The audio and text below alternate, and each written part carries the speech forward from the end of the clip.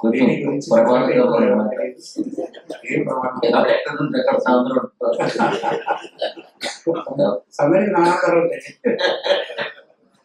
సరే, శివరెడ్డి మాట్లాడుతుందో పోదు. అక్షయ్ గారు మాట్లాడినాక గురించి వేరే చెప్పాల్సింది ఏంటి, పుస్తకం సారాంశాన్ని మొత్తాన్ని క్లుప్తంగా అద్భుతంగా చెప్పారు. ఇది అందరికీ సాధ్యమయ్యే విషయం.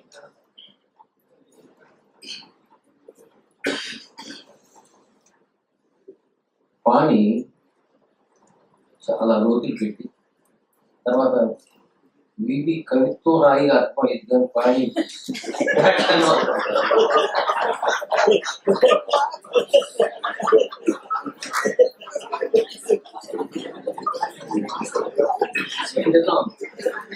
నేను ఒళ్ళులో పెట్టుకుని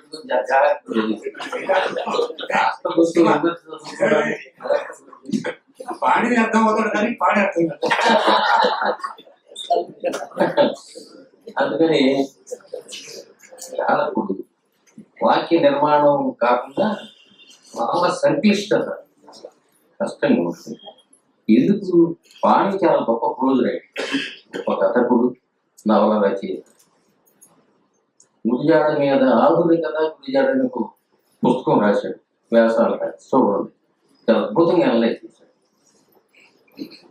వరవరావు గారి సంగతి పక్కన పెట్టి పాణి ఈ శక్తి ఎక్కడి నుంచి వచ్చింది? పాణి ఎంత గొప్ప విమర్శకుడు, ఎక్కడికి పెద్దగా ఏదో పిహెచ్డీలు బోధించుడా ఏమి లేవు అనుకుంటాను. నాకు తెలియదు. ట్రైనింగ్, ఎకనామిక్ ట్రైనింగ్ ఏమి లేదు పాణి కానీ ఎంతలోకి ఎక్కడి నుంచి వచ్చింది, ఎంత పరిశీలన ఎక్కడి నుంచి వచ్చింది అంటే వెనకమాలు మరి ఇప్పుడు వచ్చి ఒక 30-40 ఏళ్ళు పాణి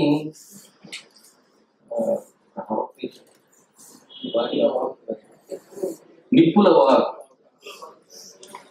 నాకు కొంచెం ఒక 2 నిమిషాలు అంటే శాఖా సంక్రమణ నుంచి అలవాటు వృత్తులు కూడా అట్లా కాదు చెప్తారు, మొక్కలు చెప్తారు. నిప్పుల ఓకే ఎప్పుడంటే అప్పుడే నిప్పుల వాగని ఒక నవల రాశాడు పాణి. పాణి నవల రచయిత, కథకుడు, ఉపన్యాసకుడు, విమర్శకుడు అనుకున్నారు కాసేపు. కానీ అబూజ్ మడ్ అనే ఒక కవిత్వం రాశాడు. మీరు ఎంతమంది చదివారు నాకు తెలియదు కానీ చాలా అద్భుతమైన పూర్తి రాశాడు. ఆ ఛత్తీస్గఢ్ అటు ఇటు పోయి అబూజ్ మడ్ అనేది ఒక ప్రాంత చెప్తే కొండ ప్రదేశం అనుకుంటుంది, దాన్ని అద్భుతమైన పూర్తి రాశాడు. దాంట్లోనే ఆ ముందు మాటలు చెప్పుకుంటూ వచనం రాసేవాడికి కవిత్వం ఎందుకు అవసరమైంది అని చెప్పాడు. వచనం రాసుకుంటాం, కథలు రాసుకుంటాం, నవలు రాసుకుంటాం, కవిత్వం దగ్గరికి వెళ్ళాల్సిన అవసరం వచ్చింది, సిచ్యువేషన్ వచ్చింది, అందుకని కవిత్వం రాశారు. పాడే కనుక కవిత్వం దగ్గరికి వస్తే కవిత్వంలో పుట్టి పెరిగిన వాళ్ళు, లోన కవిత్వాన్ని గర్భంగా దాల్చిన వాళ్ళు ఇంకెట్లో చెప్పండి. కవిన వాడు ఎప్పుడు గర్భం దాల్చే ఉంటాడు, లోన కవిత ఎప్పుడు ఉంటాడు. ఎప్పుడు ప్రశ్నిస్తాడో ఆయనకి తెలియకపోవడం అంత అద్భుతం. అందుకని ఈ పుస్తకం అర్థం చేసుకుంటానికి నారాయాతన పడ్డాను. కాస్త క్లాసికల్ ట్రైనింగ్ ఉంది, ఆలంకారిక సామాజిక మనం ప్రాచీన అలంకారిక శాస్త్రాలు చదివిన, ప్రాచీన ప్రబంధాలు చదివిన, పురాణాలు చదివిన ఇది అర్థం కాదు. డిఫరెంట్ ట్రైనింగ్ కదా. మార్క్సిస్ట్ ఎస్థెటిక్స్ కనుక అర్థం కాకపోతే మార్క్సిజం అంటే ఏమిటి నేను పాఠం చెప్పాను. సమాజ నిర్మాణం ఎట్లా ఏర్పడుతుంది, ఇప్పుడు మనం ఉన్న సమాజం ఇట్లానే పుట్టిందా, భగవంతుడు అట్లా కడుపులో తీసి పెట్టాడా, ఎట్లా పుట్టింది, ఎన్ని వేల సంవత్సరాల పరిణామం తర్వాత ఇక్కడ ఉన్నాం. ఈ కులాలు ఏంటి, ఈ వర్ణాలు ఏంటి, ఈ ప్రాంతాలు ఏంటి, ఈ మతాలు ఏంటి. మొట్టమొదటిగా సమాజపు నిర్మాణాన్ని కనుక అర్థం చేసుకుంటే, ఆ పరిణామం కనుక మీకు అర్థం అయితే చాలా అర్థం. మార్క్సిజం ఇచ్చేటువంటి అవగాహన ఏమిటంటే సమాజ నిర్మాణం ఈ చట్టం ఎట్లా ఏర్పడింది, దీని ఎట్లా బ్రేక్ చేస్తాం. ఆ మార్క్సిస్టు తత్వం కనుక లేకపోతే మార్క్సిస్ట్ కేవలం మార్క్సిస్ట్ కాదు, వాళ్ళ మాటలు చెప్పాలంటే లెనినిజం ఉంది, మావోయిజం, మార్క్సిస్ట్ లెనినిస్ట్ మావో ఆలోచన విధానం చెబుతారు. దాన్ని ఎక్స్ప్లెయిన్ చేయడం కష్టం, అందరికీ. ఒక పరంపర, ఒక పరిణామశీలాన్ని కనుక 4-5 దేశాల్లో వచ్చిన మార్పులు కనుక మీకు అర్థం కాకపోతే ఇది అర్థం కాదు. అందుకని ఎందుకు పాణి చాలా ఇబ్బంది పడ్డాడంటే, మొన్న కాశీముని విప్లవ కవిత్వం మీద మాట్లాడుకున్నాడు. ఇక్కడ చక్రపతి త్యాగరాయ గారు ఏంటి టాపిక్ అంటే 2000 నుంచి 2020 దాకా వచ్చిన విప్లవ కవిత్వం గురించి మాట్లాడాలి. అసలు టాపిక్ ఎత్తుకునే లోపల అయిపోయింది గంటసేపు. నేను పూర్వరంగం గురించి చెప్పాలి కదా, పూర్వరంగం గురించి చెప్పకుండా విప్లవ కవిత్వం ఎట్లా చెప్తాడు? విప్లవ కవిత్వం రంగం మీదకి వచ్చిన తర్వాత, లేదా నక్సల్బరీ మూమెంట్ రంగం మీదకి వచ్చిన తర్వాత సమాజంలోనూ రాజకీయంలోనూ సాహిత్యంలో జరిగిన మార్పులు ఎట్లా ఉన్నాయి, ఆ మార్పుల ఫలితాలు లోన ఉండాల మీద బయట ఉండాల మీద ఎట్లా ప్రతిఫలించింది. ఏదో పెద్ద శాస్త్రం అనుకోండి. శాస్త్రం అంటే అర్థం కానిది కాదు, లోతులకు వెళ్ళి చెప్పేది. ఈ పాణి మార్క్సిస్ట్ ఎస్థెటిక్స్ బాగా లోతుగా అబ్జర్వ్ చేసుకున్నాడు. వివికి చాలా దగ్గరగా ఉన్నాడు. విరసం మెంబరు, లోన బయట అన్ని తెలిసిన వాడు కాబట్టి ఈ పుస్తకం రాయగలిగాడు. అందరి వల్ల అయ్యేది కాదు, చాలా అవగాహన ఉండాలి. అందుకని ఒకప్పుడు ఈ బిఏ సెకండ్ ఇయర్ వాళ్ళకి శ్రీశ్రీ తిలక పద్యం, శ్రీశ్రీ పద్యం టెక్స్ట్లు ఉంది. తెలుగు మాస్టర్లు మాబోటాలను పిలిచేవాళ్ళు ఆ పాఠం చెప్పమని. కొంత ఎంఏ పిహెచ్డి అయ్యి ఉన్నాయి కానీ శ్రీశ్రీ పద్యం చెప్పాలనుకోండి భిక్షువర్సి మాకు కొంచెం ఈ అవగాహన ఉండాలని పిలిచి పాఠం చెప్పండి. ఏమిటి కష్టం ఏమిటి? వస్తు చరిత్రలో మనుషు చరిత్ర పద్యం చెప్పడానికి పెద్ద కష్టం లేదు. ప్రతిపదార్థాలు చెప్పచ్చు, అలంకారాలు చెప్పచ్చు, ఇంకా బ్రహ్మాండంగా చెప్పచ్చు. కానీ భిక్షువర్షి చెప్పమనండి, లేదు తిలక పద్యం చెప్పమని చాలా కష్టం. ఎందుకంటే సమాజ నిర్మాణము పరిణామము అర్థమైతే తప్ప, గతి తర్కం అర్థమైతే తప్ప, తర్కం అర్థమైతే తప్ప, మార్క్సిస్ట్ ఎస్థెటిక్స్ కొంతైనా సరే అవుట్లైన్స్ అని అర్థమైతే తప్ప పాఠం చెప్పలేదు. ఈ సాయం సంధ్యలను శ్రీశ్రీ పద్యం చూసారా, దానికి చెప్పడానికి ఊరికా ఆ పరిదార్థం చేతి కుదరదు. 3 వర్గాలు ఉన్నాయి చెప్పుకుంటూ వచ్చాడు, బ్రహ్మాండంగా చెప్పుకుంటూ వచ్చాడు. అట్లనే వివి కవిత్వం అర్థం కావాలంటే చాలా అర్థం కావాలి. సమాజ పరిణామం అర్థం కావాలి, కమ్యూనిజం అర్థం కావాలి, నక్సల్బరీ మూమెంట్ అర్థం కావాలి. శ్రీకాకుళం నుంచి కరీంనగర్ ప్రాంతానికి ఎంటర్ అయిన తర్వాత ఇక్కడ వచ్చే మార్పులు అర్థం కావాలి. ఆయా మార్పులు ప్రపంచవ్యాప్తంగా మార్పులు అర్థం కావాలి. అర్థమైంది, ఇంత అర్థం కావాలి ఈ కవిత్వం చేసుకుంటానికి. అంత పాటు ఎవరు పడతారయ్యా ఈ చదవకపోయినా పర్లేదు కానీ అని మీరు అంటారు, అది వేరే విషయం. కవిత్వం ఆనందమే ఇచ్చింది, కానీ కష్టపడాలి. కష్టపడకపోతే కవిత్వం అర్థం కాదు. ఇది ఏనుగు నల్లన్న, ఏనుగు కొమ్ములు తెల్లన్న, ఏనుగు మీద రాముడు ఎంతో చక్కని దేవుడు, ఇది కూడా కవిత్వం. దీన్ని కూడా అనలైజ్ చేయొచ్చు. ఏ సందర్భంలో వచ్చింది, ఎట్లా ఉంది, వెనకమానం బ్యాక్గ్రౌండ్ ఉంది. 12 డబ్బాల పాసింజర్ పోతుంది, ఏ డబ్బాలో ఉన్నవి ధర్మాపూరి దానమ్మ. ఈ పాట జానపద పాట తెలంగాణలో. దీన్ని చెప్పడానికి ఆనాటి 12 డబ్బాలు రైళ్ళు వచ్చిన తర్వాత వచ్చిన కట్టిన పాట అయి ఉంటుంది. శనివారం దినమాయే ఏదో తెచ్చే వేళాయే నువ్వు ఎట్లా పంపడం చెప్పుకుంటాడు. అంటే సమాజానికి, మన ఆలోచన విధానానికి, వ్యక్తిత్వ వికాసానికి, నిర్మాణానికి లింక్ ఉంది. ఆ లింక్ను అర్థం చేసి చెప్పడానికి చాలా కారణాలు ఉంటాయి. పాణి చాలా మందికి సాక్ష్యంగా, ఉదాహరణ మన దేవిప్రియ రాశాడు అనుకుంటా వరవరావు గారి మీద, ఆయన పద్ధతి ఒక రకం, నేను రాస్తే ఒక రకం. నా అవగాహన, నా ఐడెంటిఫికేషను, నా కమిట్మెంటు, నా దృక్పథం, నా ఆచరణ ఇన్ని కలిసి ఉంటాయి. పాణి ముఖ్యంగా 3 విషయాలు గట్టిగా చెప్పాడు. ఎంఫసిస్ ఎక్కువ దృక్పథము, ఉద్యమము, ఆచరణ. ఇన్ని ఇన్ని వ్యాఖ్యలు ఆచరణకి లింక్ ఉంది. ఆచరణ ద్వారా ఎరుకు వచ్చింది అన్నాడు. ఎరుక అంటే జ్ఞానం. ఒక పద్యం చదివితారు, అంతకుముందు లేనటువంటి జ్ఞానం నీకు రావాలన్నాడు. అంతకుముందు లేని అవగాహన నీకు రావాలన్నాడు. ఈ పుస్తకం చదివిన తర్వాత ఇవి కవిత్వాన్ని కొత్త రకంగా నువ్వు అర్థం చేసుకుంటావు. నేను 4-5 వాక్యాల తర్వాత వినిపిస్తాను మీకు. అంత సులభంగా కాదు. వివి లాంటి వ్యక్తి మోస్ట్ కమిటెడ్ అంటే అంతేనా, ఇంకేం లేవా చూడండి. నాకు అప్పుడు చాలా మంది వివిని ఏమీ స్పందన లేని చాలా కరుడు కట్టిన కమ్యూనిస్ట్ లాగా ఉంటాడేమో అని అనుకుంటారు. దగ్గర గుండాల్లో ఆయనలో ఉన్నటువంటి అద్భుతమైన పాణి సున్నితత్వాన్ని గురించి మాట్లాడు చాలా విషయాలు. అంటే కమ్యూనిస్టులకు సున్నితత్వం ఉంటుందా? కమ్యూనిస్టులంతా కరుణాలు ఎవరు ఉంటారని అడుగుతాను నేను ప్రశ్న. అవును, కమ్యూనిస్టులంతా మానవతావాదులు ఎవరు ఉంటారని అనుకుంటాను. కమ్యూనిస్టులంతా సౌందర్యవాదులు ఎవరు ఉన్నారు?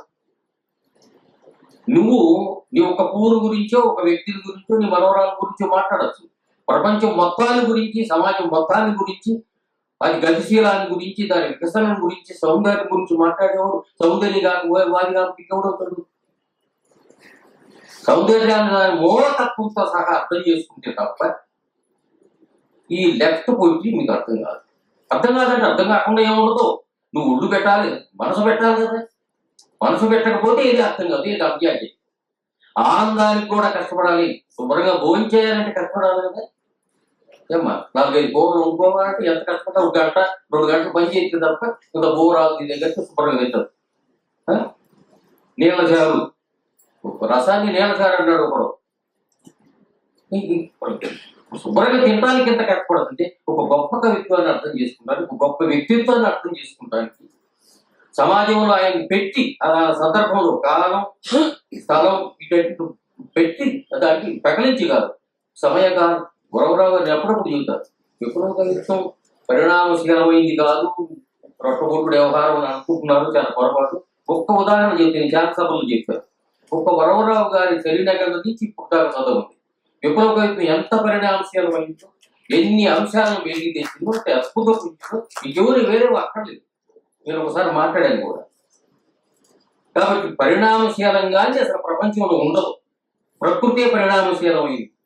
అటు వరవరావు గారు పరిణామశీలం కాకుండా ఎట్లుంటాడు? వరవరావు గారు కవిత్వం ఎట్లా పరిణామశీలం లేకుండా ఎట్లా ఉంటుంది? మామూలు మనుషులే పరిణామం చెందుతున్నారు కదా. 20-30 ఏళ్ల కింద ఉన్నట్టుగా మీరు ఇప్పుడు లేరు కదా. ఉండరు, ఉంటానికి ఆస్కారం లేదు. అది ప్రకృతి ధర్మం కాదు, అసహజమైంది. మార్పే సహజం. శాశ్వతమైంది ఏమన్నా ప్రపంచంలో ఉందంటే అది మార్పే.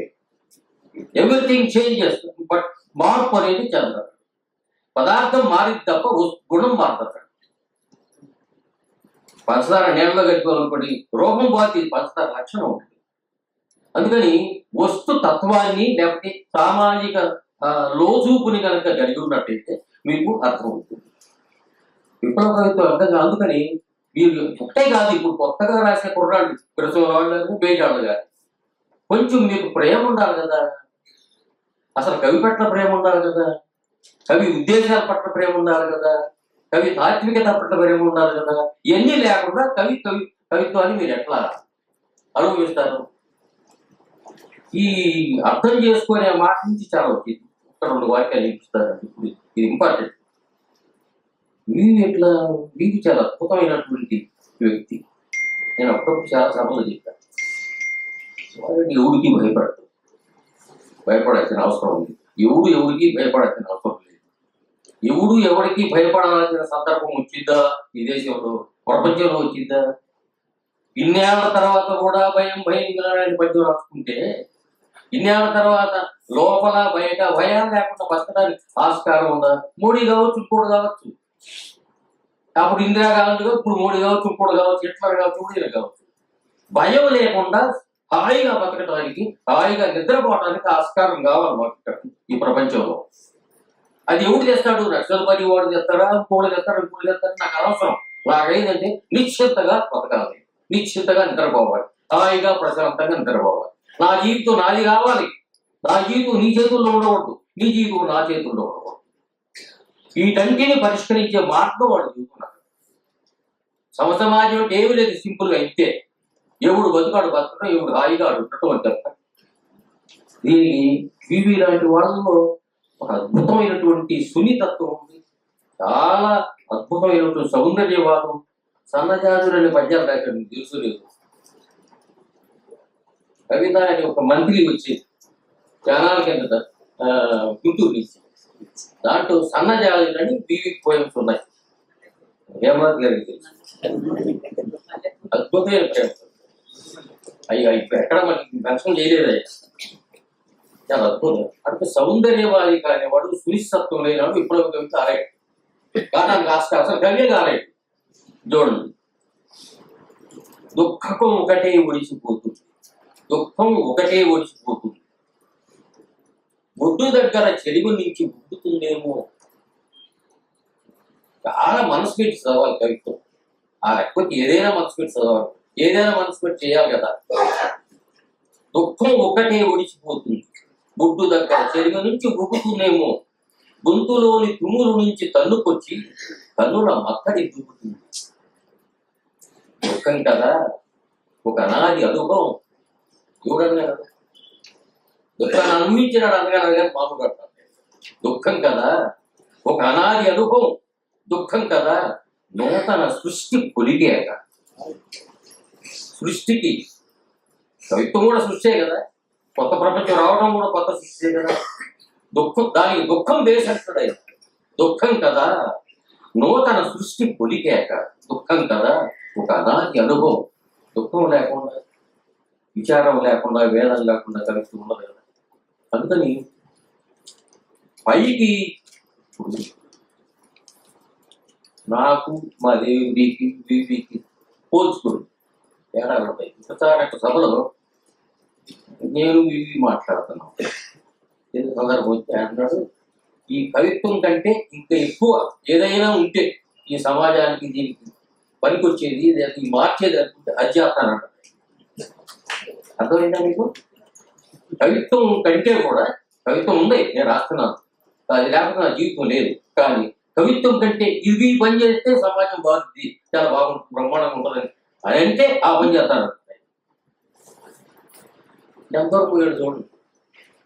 నేను చెప్పాను, అయ్యా అన్నీ నాకు కవిత్వమే. అప్పుడు కూడా నా దిగులేంటే చాలా మంది వివి దాకా వెళ్ళలేరు, వివి దాకా బతకలేరు. దానికి ధైర్యం కావాలి, దాని గుండె దమ్ము కావాలి, ఎంత కమిట్మెంట్ ఇస్తే తప్ప అంత లోతులకు వెళ్ళగలడు మామూలుగా విషయం వెళ్ళలేదు. అందుకని అందరూ వివిలు కాదే. ఎవడు శాతం విశేషం ఏంటంటే ఈ సమాజంలో ఎవడు పరిధిలో వాడు పని చేస్తున్నాడు, ఎవడు పరిధిలో వాడు చేస్తున్నాడు. నేను పద్యం రాయగలను, దేవుడిని పద్యం రాయగలను. ఒక రాయి ఉడత కనుక ఇసుక రాయితీద్దే వారధి కడుతుంది అన్నట్టుగా ఎవడు పరిధిలో వాడు చేస్తున్నాడు. అందరూ ఈవీలు కాలేరు, అందరూ ఈవీల్లాగా పని చేయలేరు, అది ఇంపాసిబుల్. కానీ ఎవడి పరిధిలో వాడు ఈ సమాజం ఉన్నత కోసం పనిచేయాలి, మానవ సారాన్ని శుద్ధి చేయడానికి పనిచేయాలి. వాణి చాలా అద్భుతమైన పనిచేశాడు.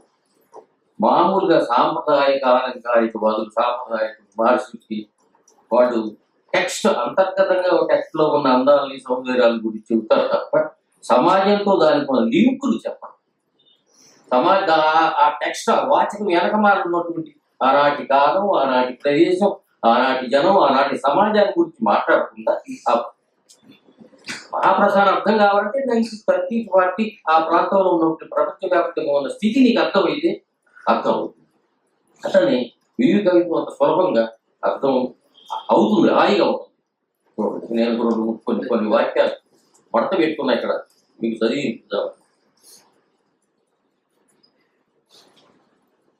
కొత్త రమ్మ వేసిన బొమ్మ ఆనందంతో కూడిపోతున్నాడు.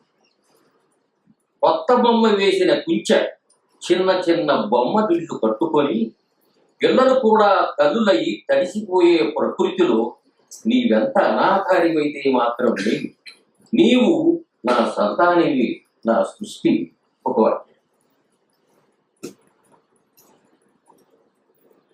ఈ అద్భుతమైన వాక్యాలే. అసలు నా అప్పుడు ఎంత చదివినప్పుడు ఏ స్థితిలో ఉండి పద్యం రాశాడు, ఏ స్థితి నుంచి, మానసిక స్థితి నుంచి, భౌతిక స్థితి నుంచి ఈ పద్యం ఎత్తుకున్నాడు, ఎట్లా కన్సీవ్ చేశాడు. మన దేశంలో ఉన్న కవులే కాదు, ప్రపంచవ్యాప్తంగా ఉన్న కవులు చదివినప్పుడు కూడా వాళ్ళ సామాజిక స్థితి, వాళ్ళ భౌతిక స్థితి, వాళ్ళ నేపథ్యాన్ని గురించి ఆలోచిస్తారు. లేకపోతే ఎట్లా ఈ మధ్య పెట్టుకుంటాడు చూడండి. నాకు మళ్ళీ మాటలు నేర్చుకోవాలని ఉన్నది. బహుశా కొంత ఏది వచ్చిన తర్వాత ఈ మాట మా అమ్మను అంటున్నాడు. సో ఈ వచ్చిన జ్ఞానంతో మళ్ళా మొదటి నుంచి మొదలు బతికి ఎంత బాగుంటుందో. మా అన్నయ్య ఆయన ఈ వచ్చిన జ్ఞానంతో, అనుభవంతో మళ్ళా మొదటి నుంచి మొదలు బతికి ఎంత బాగుంటుందో ఛాన్స్ లేదు కదా. అంటే నాకు మళ్ళీ మాటలు నేర్చుకోవాలని ఉన్నది. బడిలోను, సభలోను, పిల్లల నుంచి, ప్రజల నుంచి, చరిత్ర ప్రతి నాగేటి చాలు నుంచి నాకు మాటలు నేర్చుకోవాలని ఉన్నది. అద్భుతంగా ఎప్పటికప్పుడు అనుభవ సారం ఉంటుంది కదా, అనుభవ సారం నుంచి జీవితానికి ఆ స్థితికి అనుభవించి, అది చిన్నదో పెద్ద ఏదైనా సరే, చిన్న చిన్న సంచలనాలు, చిన్న చిన్న కదలికలు, విప్లవం తక్కువ, విప్లవం కదలవా. వివి జైలు ఉన్నప్పుడు హేమగారు కలిసిన తర్వాత రాసిన పద్యం ఉంటుంది కదా, మనవరాల మీద రాసిన పద్యం ఉంటుంది. దీనికంటే మహత్తరమైనటువంటి ఒక సమస్య ఉంది. ఆ సమస్యను వాడు తీర్చారు. మళ్ళా చిన్న చిన్న జనరల్, ఇవి నాటే జనరల్ పోయిట్, గుర్తుపెట్టుకోండి. మామూలుగా సాధారణ కవి కాదు, జనరల్ పోయిట్ కాదు, ఈజ్ పొలిటికల్ పోయిట్. ఆంధ్రప్రదేశ్లో ఎవడన్నా పొలిటికల్ పోయిట్ ఉంటే, నిజమైన పొలిటికల్ పోయిట్ ఉంటే వివి, తర్వాత ఎవడు ఇచ్చిన సార్. పొలిటికల్ పోయిట్ కావడానికి కావలసిన మూల ద్రవ్యాలు వేరు, లక్షణాలు వేరు, సాహసం వేరు, జీవితం వేరు. నీకు స్వల్ప సంతోషాల కోసం, స్వల్ప సుఖాల కోసం మనం అమ్ముడు పోతాం కదా, తాకట్టు పెడతాం కదా, రాజీ పడతాం కదా. అటువంటిది ఒక జీవితం గడపడం, ఒక పద్ధతులు గడపడం, దానికి కమిట్మెంట్ మధ్యలో గడపడం అనేది మామూలు విషయం కాదు కదా.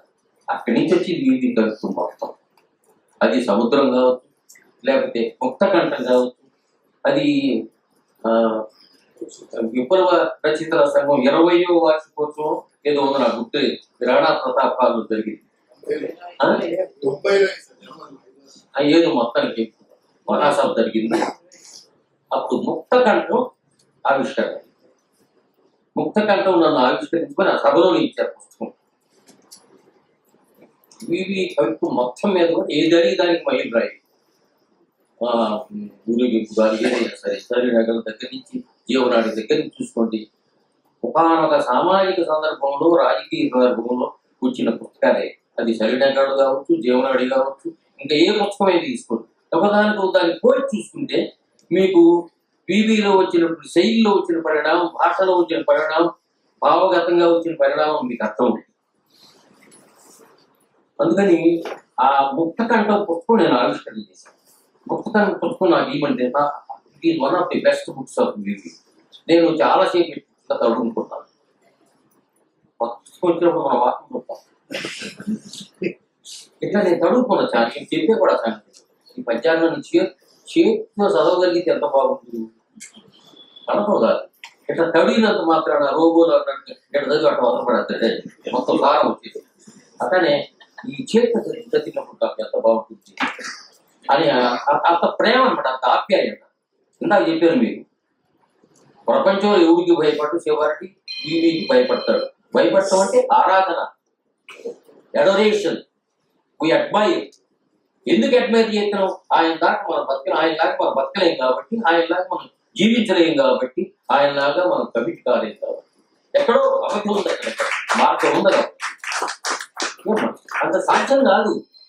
ఇంత దూరం రావడానికి కూడా సాధ్యం కాదు. అందుకని కవులు చాలా మంది ఒక పుస్తకం, 2 పుస్తకాలు వేసిన తర్వాత ఆగిపోవటానికి కారణాలు కూడా ఈ రాజీ పట్టడం, లేకపోతే కొనసాగటం చాలా కష్టం అవుతుంది కదా. విప్లవ కవిగాను మరొక మామూలు కవిగా కొనసాగటం కష్టమైన సందర్భం, విప్లవ కవిగా కొనసాగటం, ఉద్యమాన్ని అంతర్గతం చేసుకొని లోపల పెట్టుకొని బతికే కవిగా బతకడం చాలా కష్టం. అది సాధించాడు. అందుకని 7 ఏళ్ళు జైల్లో ఉన్నాడు హాయిగా. ఆయన అడగాలి, జైల్లో హాయిగా ఉంటుందా? ఒకసారి సత్తాగా ఉద్యమం లోపలికి వెళ్తారయ్యా, వెళ్ళేటప్పుడు అనుకుంటారు పరిసమాప్తి ఎక్కడో జరిగింది, ఎక్కడో ఎన్కౌంటర్ అవుతాం మనం ఉన్నాం అని అంతటితో వాళ్ళు నిర్ణయం చేసుకుని వెళ్ళిపోతారు. గొడవ లేదు, వస్తే బతుకుతారు, లేకపోతే చచ్చిపోతే ఎన్కౌంటర్ అవుతారు. బయట ఉన్నాడు అనుభవించే నరకం మామూలుతారు. మామూలుగా జీవితం జీవించేవాడు లేదా బయటకు ఉండి కొంత వాసన ఉండి బయటకు వచ్చినవాడు అనుభవించే నరకాలు మామూలు కాదు. అది తేలిపోతే అక్కడికి వెళ్ళిపోతాడు. వీడట్టగానే ప్రతిరోజు నరకం అనిపిస్తాడు. సంగీతం ఉంటుంది, సంశయం ఉంటుంది, కొట్లాట ఉంటుంది, తల్లాట ఉంటుంది. ఈ లోన జరిగేటువంటి నరకం మామూలు కాదు కదా. అందుకని బయట ఉన్నాడేమో సుఖంగా ఉండాలని అనుకోవట్లేదు నేను. ఆ లేకపోతే లోన ఉండాలి సుఖంగా ఉంటున్నాడే.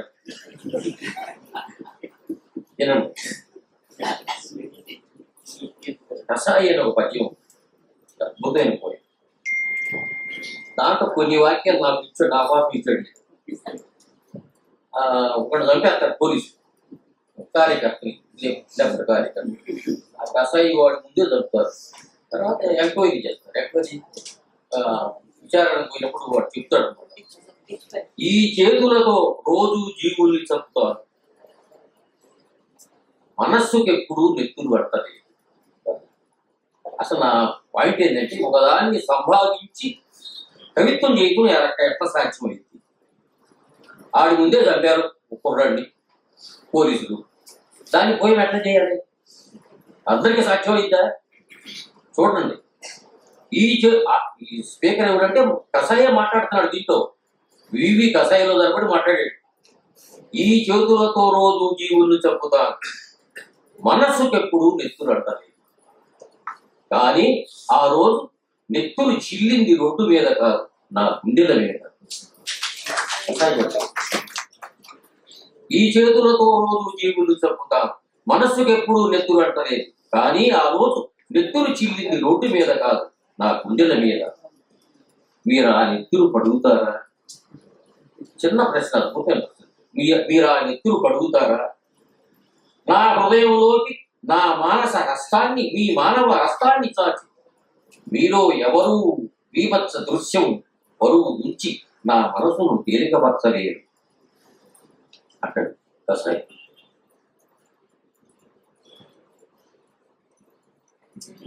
దగ్గరకు వచ్చేసాను.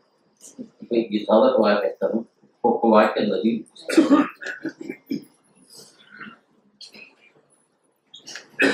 వివి కవిత్వాల గురించి చాలా మాట్లాడుతున్నాం. ఆయన కొన్ని వాక్యాలు చదివితే బాగుంటుంది ఉద్దేశంతో ఈ వాక్యాలు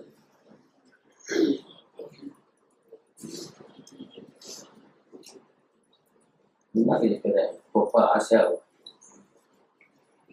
ఎడారిలో ఒంటె కడుపులో నీళ్లవలే చైతన్యమే అక్కడ సంచిత ఆకారం. సంచితేనా? సంచిత. సంచిత అనే మాటకి దేవుడికి తెలుసా? ఎడారిలో ఒంటె కడుపులో నీళ్లవలే చైతన్యమే అక్కడ సంచిత ఆకారం. కంగారు కడుపు అడుగులో పిల్లల్ని దాచుకున్నట్టు కనురెప్పల చాటున భవిష్యత్తు భద్రంగా ఉంటుంది అక్కడ. ఎక్కడ? ఛత్తీస్గఢ్లోనా, లేకపోతే విపులవాది హృదయంలోనా, మన తలకాయంలోనా భవిష్యత్తు ఉంటుంది.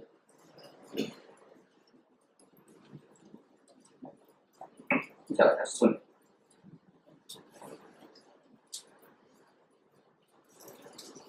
లాస్ట్ వాక్యాలు చదివి ముగిస్తారన్నమాట. సుధాకర్ ముందుగా కూర్చుందని నాకు ఇప్పుడు ఇంత మాట్లాడిస్తారు. ఆ నుంచి అడవి, ఆ నుంచి ఆయుధం, ఈ నుంచి ఇల్లు, ఈ నుంచి ఈట కూడా ఆయుధమే. చిన్న ఇందా చెప్పారే కథాకథన శైలి అంటే ఫోక్ సంబంధించిన జానపదానికి సంబంధించిన అంశాలన్నీ కూడా వచ్చిన కవిత్వంలోకి ఎంటర్ అయింది. పాట ముఖ్యమే. పాట గురించి ఉద్యమాలు వచ్చినప్పుడు అన్ని పాటల పాటలు వచ్చింది. అటు అభ్యుదయ కవిత్వం నుంచి ఇప్పుడు దాకా 2000 నుంచి 2000 నుంచి 2020 దాకా పాట వచ్చింది. పాట ప్లేస్ లో వచ్చిన కవిత్వం వచ్చింది. వచ్చిన కవిత్వం ఎక్కడ దాకా పోయింది? వచ్చిన కవిత్వం మధ్యతరగతులకు సంబంధించింది. అక్షర జ్ఞానం చదువుకున్న వాళ్ళే, చదువుకున్న వాళ్ళు అందరూ కూడా వచ్చిన కవిత్వం చదువుతుందని నేను అనుకోను. అయినా వచ్చిన కవిత్వాన్ని పాట స్థాయికి తీసుకెళ్లే శక్తి కదా అప్పుడు విరసం వాళ్ళు నేను అడుగుతూ ఉండేవాడిని. ఒక 40-50 మంది సభ పెట్టారనుకుంటాయా, ఏదో మహోపన్యాసం తర్వాత ఒక వచ్చిన కవిని ఒక కవిత్వం చదవమనండి, ఒక పోయం చదవమనండి, మామూలు పాట కాదు చదవమనండి, వాడు తెలుసుకుంటాడు కనీసం ఇటువంటి సభలో ఎటువంటి వచ్చిన కవిత్వం రాయాలి, ఏ శైలిలో రాయాలి, ఎట పద్ధతుల్లో రాయాలి. ఒక ఉపన్యాసం ఆకట్టున్నట్టుగా వచ్చిన కవిత్వం ఆకట్టుకుంటుందా ఆకట్టుకోదా? అక్కడి నుంచి శిల్పాలు ప్రయోగాలు చాలా జరుగుతుంది. అందుకని మౌఖిక స్థితి వచన కవిత్వంలోకి వచ్చింది. చూడండి, ఈట కూడా ఆయుధమే, ఇల్లు చక్క పెట్టాలని ఇండియాను మార్చాలని అమ్మ వంటి అడవిలోని ఆయుధాలు పట్టుకొని అన్నయ్యలు ఉన్నారు, అక్కయ్యలు ఉన్నారు, మన కోసమే పోరాటం తెగించి చేస్తున్నారు. అది అంతకంటే ఏం చేశాము? మన కోసమే అన్నయ్యలు తెగించి పోరాటం చేస్తున్నారు. ఇవి కూడా మన కోసమే తెగించి పోరాటం చేస్తున్నారు. దేని లెక్క అది ఎక్కడొచ్చిందో ధైర్యం నాకు అర్థం కాదు. అంత సాహసమే కదా, మామూలు విషయం కాదు కదా. మామూలుగా అక్కడ బతకడం అందరికి సాధ్యం కాదు. ఆయన మీద వచ్చినటువంటి చాలా అథెంటిక్ పుస్తకం ఇది. బహుశా 1-2 సార్లు పంతులు కూడా చదువుకోవాల్సిన అవసరం ఉంది. ఇంకెవరన్నా ప్రయోగం చేస్తే ఇంకొకటి ఉంది.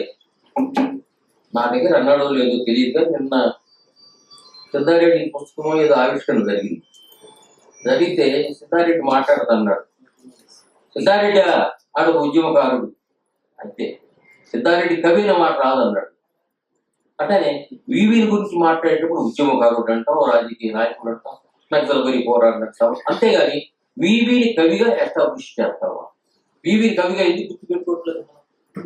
అంటే ప్రధాన పాత్రగా రాజకీయ నాయకుడు గాను నక్సల్బరి మూవ్మెంట్ ని ఉదాహరించుకున్నవాడు కనపడుతున్నాడా?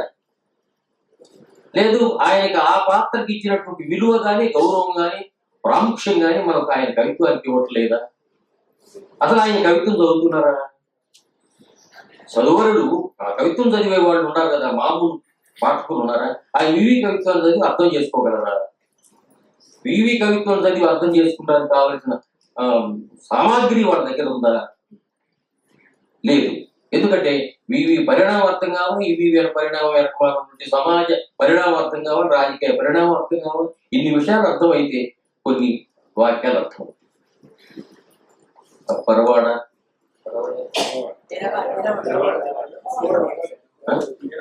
ఇరవాడ ఏదిలో ఉన్న